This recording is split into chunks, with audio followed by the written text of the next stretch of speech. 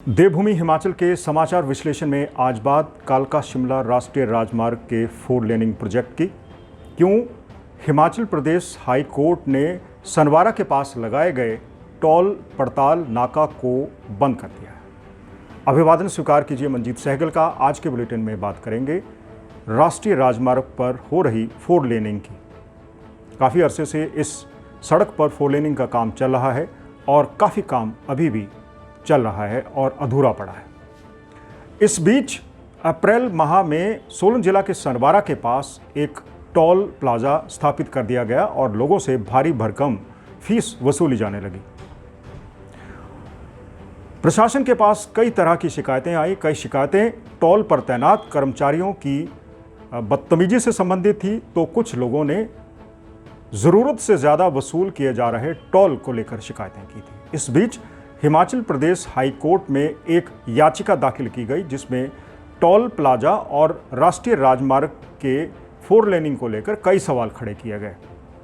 याचिका में कहा गया था कि सनवारा के पास लगाया गया टोल प्लाजा कानून की अनदेखी कर रहा है, क्योंकि नियमों के मुताबिक किसी भी राष्ट्रीय राजमार्ग पर टोल 60 किलोमीटर के बाद ही स्थापित किया जा सकता है।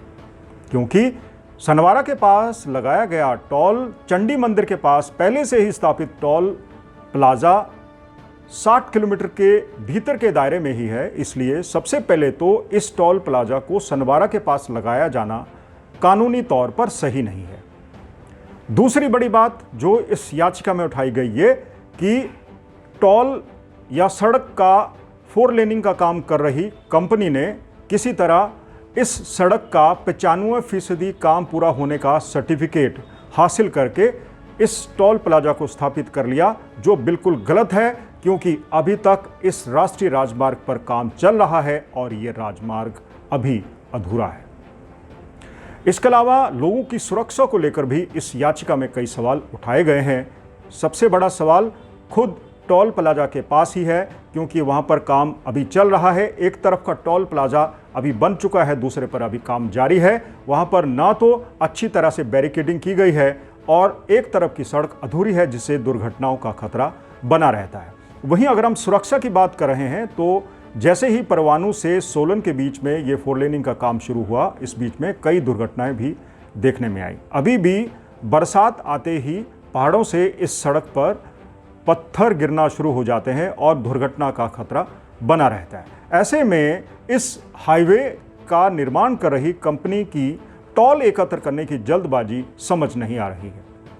इन्हीं सब बातों को देखते हुए अब हिमाचल प्रदेश हाई कोर्ट ने टोल कलेक्शन पर प्रतिबंध लगा दिया है और यह प्रतिबंध तब तक जारी रहेगा जब तक अगले आदेश जारी नहीं होते। याचिका में यह भी कहा गया है कि NHAI ने जिस तरह इस सड़क का 95% काम पूरा होने का सर्टिफिकेट दिया गया है, उसकी भी जांच की जानी चाहिए। तो ये कई पहलू हैं जो इस याचिका में उठाए गए थे, जिस पर कार्रवाई करते हुए फिलहाल हिमाचल प्रदेश हाई कोर्ट ने इस राष्ट्रीय राजमार्ग पर टोल कलेक्शन पर रोक लगा दी है।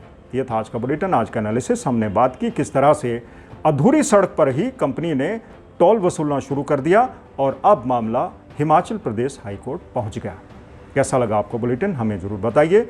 साझा करते रहिए बुलेटिन अपने दोस्तों में, रिश्तेदारों में, ताकि आपकी बात ज़्यादा लोगों तक पहुँचे, साथ ही पहुँचे हुक्मरानों के कानों में भी। नमस्कार।